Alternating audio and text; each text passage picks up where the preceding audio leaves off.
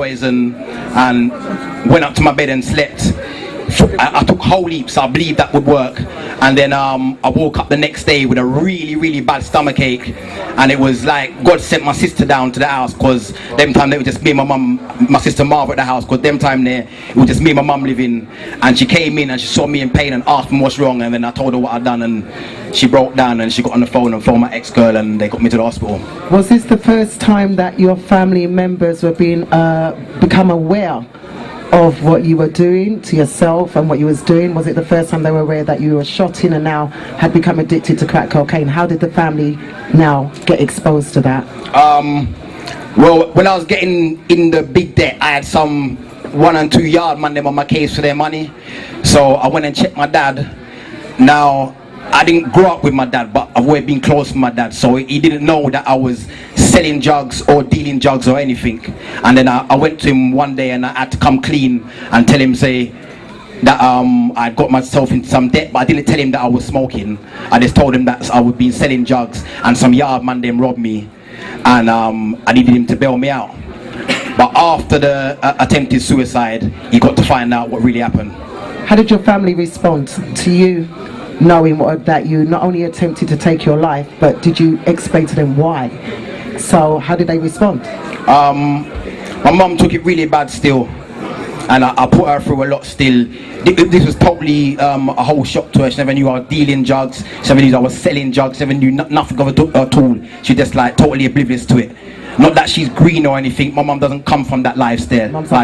She was a hard-working woman. She would them time there, she used to work some very long hours, and she just never knew what was going on. So it's like a very big shock to her system. How did were they there for you? Were they there for you? Yeah, they were there for me. Because everyone was looking for me for their money. We had to tell a lie, say that I was in rehab, but really I was in my house. I was in my house for about 6 weeks. And we're trying to sort out some money to get me to Canada and go and clean up myself and come back, because I've got a lot of family in Canada. That's where most of my family live. Okay, you mentioned Canada, and I know that before you went to Canada, did you have your first offence before you went to Canada, when you first went to jail? That was no. When you came back from Canada. So you need to talk about what happened. Canada, you went to try and clean yourself up, to try and detox yourself, thinking that, boy, if I get away from London life, get away from the crack, then I'll clean myself up. Talk a little bit about Canada, because I do want to touch on Canada and Jamaica. Yeah, I went to Canada, and my mum's got a very big family in Canada. She's got about 8 sisters and a few brothers who all live out there. It's a very big family and they're very close. My head aunt of the family is Aunt Merce, and it was up to her if I should come and stay. At first I thought it'd be a straightforward thing and I'm only going to be in my house for a couple of weeks, but that couple of weeks turned out to be 6 weeks. And the reason why was because the only one of my aunts who were willing to have me there was my Aunt Merce. But the problem was she got 3 big sons. One of them used to be on the crack hard, was now off it for 2 years, but drinks very hard, and he's a bad man in Canada still, and he causes a whole heap of trouble. My next one was my cousin Bobby, that's her second oldest son. He was now 6 months off the drugs. He'd been on it for about 15 years off and on. He was now 6 months clean. And then the youngest cousin Chris, he was still living with my aunt, he was still on drugs. So it was an issue, because if Aunt was to come to Canada and stay there, I'm back right around the drugs again, and if I'm going to get on it and cause any trouble. But you went anyway? Yeah, after a bit of praying and hope, and she felt the vibe and said just make him come, but if I cause any trouble or anything, she's going to send me back home. Did you smoke in Canada? So when I got to Canada now, everything was nice. Everything was going nice. Now, there was a youth named Mikey, and Mikey, he don't smoke no drugs, he just does drugs. And Mikey was my cousin's dealer. So being in Canada, it was like a deja vu, because I would be on the road, and I started partying with Mikey. Me and Mikey become best friends, and every day I'd be on the road with Mikey while he's doing his thing. And then in the night when I get back to my aunt's house, I see my cousin Chris in the basement smoking his drugs. So it's like I saw 2 sides of my life.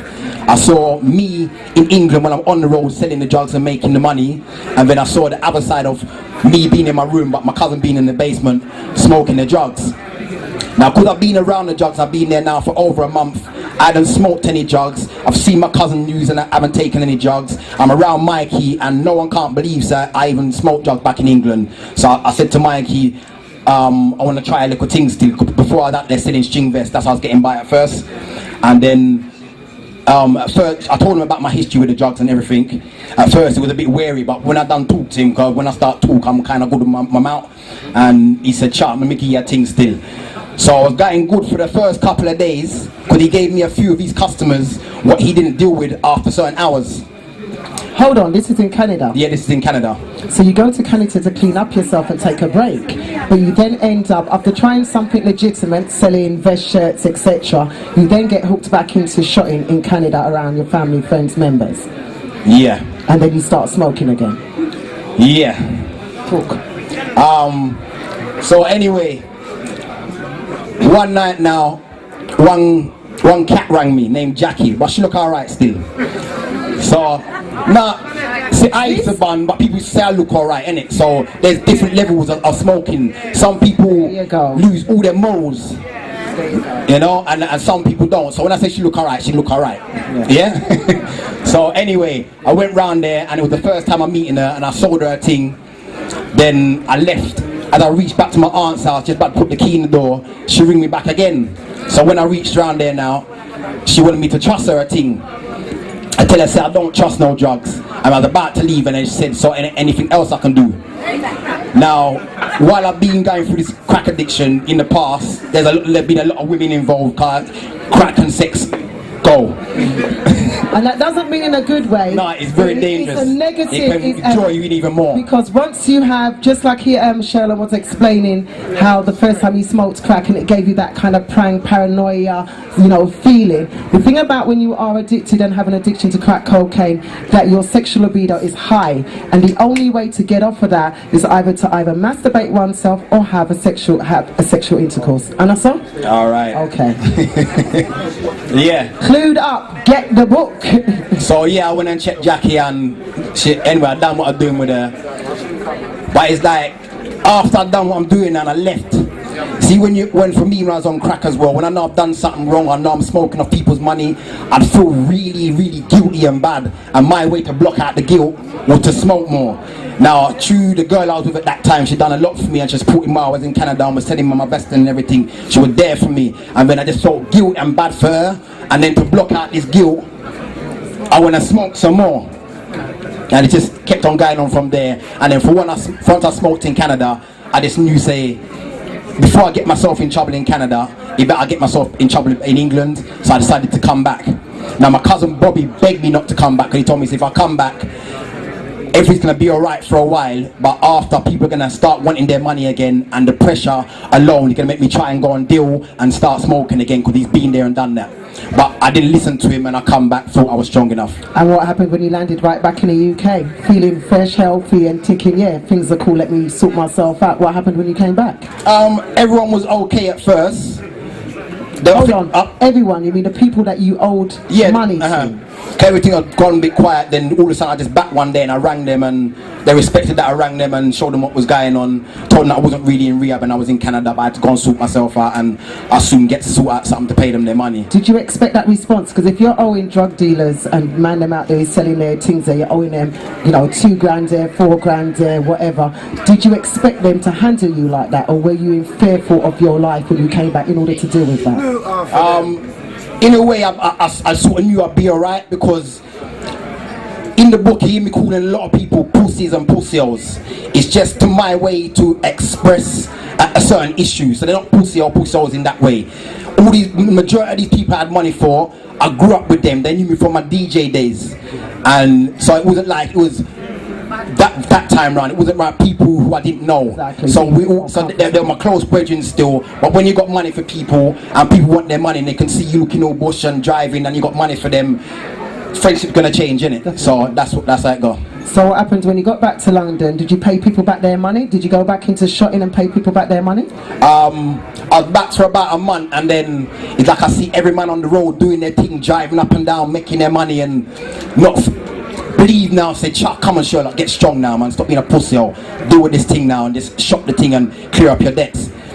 So my girl, they give me a £300 to go and buy a quarter, and the second time I went back, I had like, I meant to have £300, I only had like 220, so I'd smoked up my profits again, and £20 out of £80 out of the market money. So do we get this game here? This is the thing that our young children may or may not be in outside, and when we think that they can solve it by themselves, this is an example of showing you that whether they plan to or not, they can't always get themselves out by themselves. I want you to touch on I want you to do a little intro, the intro on the introduction on the book. But before you do that, I want you to touch on a little bit of when you got involved and you got robbed and had a gun to your head. Alright, see, when you're smoking, you got a bad karma around you, innit? And the devil's out, and them time now I was weak to the thing, and I was smoking a lot, and I started selling drugs to this yard brother. In the book I call him Jimmy Snake still, cause a snake, you know. And he was buying like half ounce of brown off me, an ounce of brown, and he's just like basically he was building up a friendship with, building up a trust with me. Or sometimes he's owing me a little money, and I'm all talking to him dark on the phone and say, yo bridge, you never think for me, you know. And like talking to him like I'm wickeder than him. This time I don't know, so this man a really bad man. So he's a pre me and say, it's alright man, I said for you. So boom, it must be Easter, the morning before Easter, and I've been bunning all night long, and then I must have woke up by the phone ringing about, it's some late in the afternoon, and as I woke up I was vexed, I'm just thinking about all the money I smoked off last night. Then my phone rings, and it's the same one named Jimmy Snakes. Now he never asked me for a 9:30, but he told me from the other, no, to lie, he told me say he's gonna soon want a 9:30, so I told me anytime he's ready. For anyone wants to know what a 9:30 is, a 9:30 is a 9 ounces, no. It was, no, sorry, it was a 9 bar. So a 9 bar is 9 ounces out of a kilo. How much is that on street value? Them time there, that was like 5 gram mash. Okay. So you're not playing with small monies? No. Okay. So anyway, he's asked for it. Now, I don't sell big food, I only sell small bits. But when he asked for this big piece of food, I knew if I could get this and I can make a £500 profit for myself off the one move, and then get back the money what I smoked off from last night. So I jumped on it straight, not even checking them and being thinking, so sure, like this yard man there, you know, you don't really know them man there to go and shop them this big amount of food. But true, I'm just thinking about the money what I messed up last night, and I need to replace it because that's someone else's money. I didn't watch any of the signs, I just went straight to go and sell him the drugs. So I took a taxi there, and I met them on one side road in Streatham beside one of the picture house them.